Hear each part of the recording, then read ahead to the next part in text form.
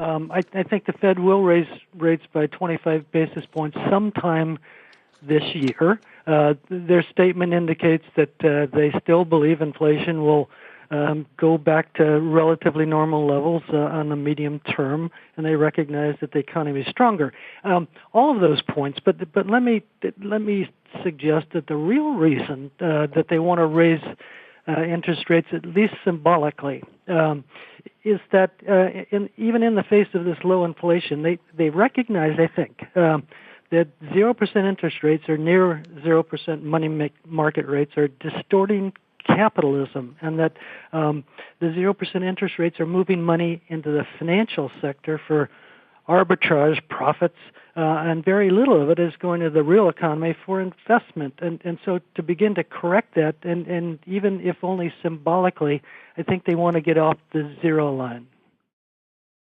Well, we think so. We think it's going to be a good year for equities. I think people were concerned about the durable goods coming off and maybe, mid-cycle slowdown.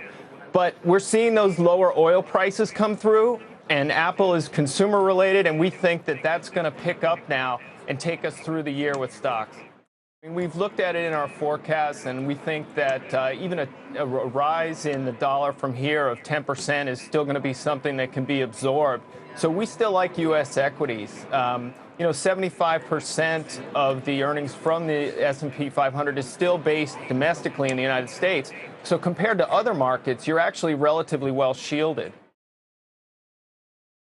Yes, I think effectively Europe and Germany is prepared for accepting the worst case of a Greek default. A big game is starting now. You just cited the new Greek finance minister. They are sending out signals of a very tough stage in the upcoming negotiations.